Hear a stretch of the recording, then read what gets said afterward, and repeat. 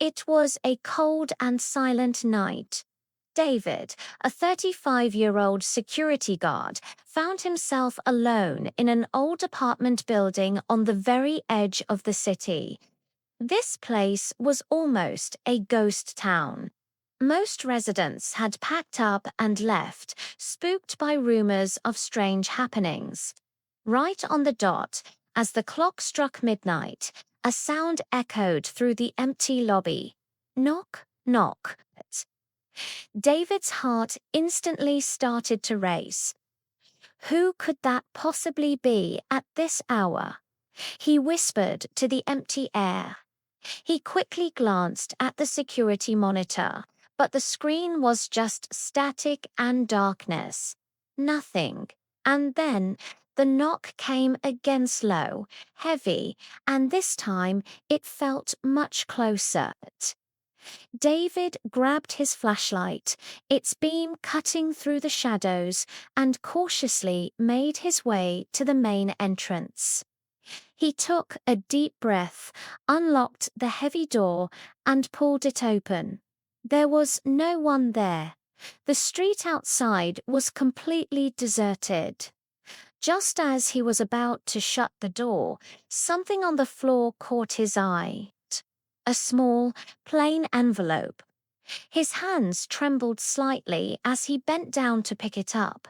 Scrawled across the front in neat handwriting was his name, for David. Open now. A wave of unease washed over him, but curiosity won. He tore it open. Inside, a single chilling line was written.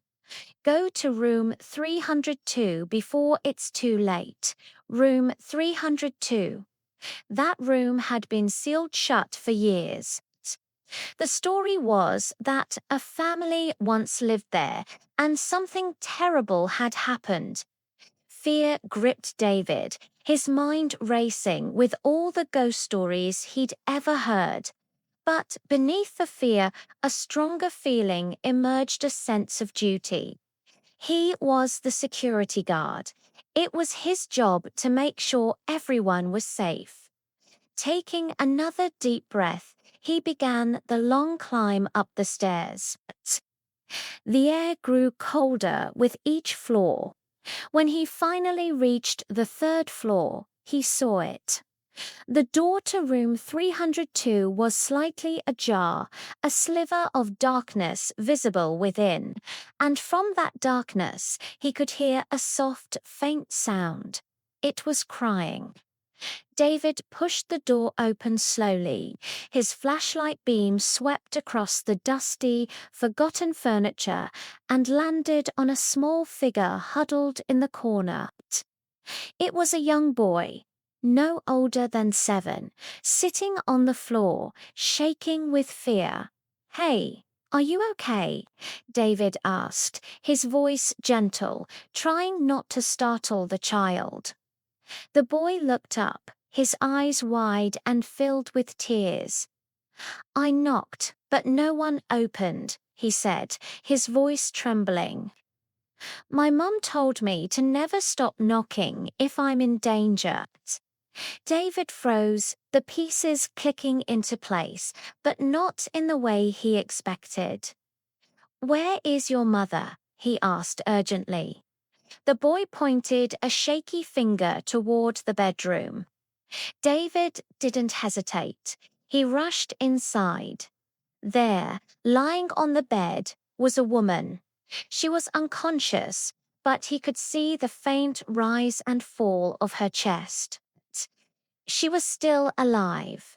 She had suffered a sudden medical emergency and collapsed hours ago.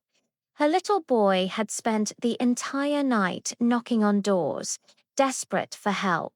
But the few remaining residents had either not heard him or had chosen to ignore the sounds coming from the supposedly haunted apartment. Everyone had ignored him, except David. He immediately called for an ambulance. As the paramedics worked, the little boy held onto David's hand, his grip surprisingly strong. He looked up at David and whispered, You opened the door. The woman survived. Before she was taken to the hospital, she looked at David, her eyes filled with tears of gratitude. If you hadn't listened, if you hadn't opened that door, she said, her voice weak, I wouldn't be here today. As the ambulance's flashing lights disappeared down the street, David reached into his pocket for the mysterious envelope. But it was gone. It had vanished just as mysteriously as it had appeared. He never found out where it came from or how it got there. But in that moment, standing alone in the quiet lobby, David understood something far more important. Never ignore a cry for help, no matter how faint or strange it seems. A single act of courage can be the one thing that saves a life. Sometimes, doing the right thing means facing your own fears to help someone else face theirs. Thank you for watching. If this story touched you, please like, share, and subscribe for more content that makes you think. See you in the next one.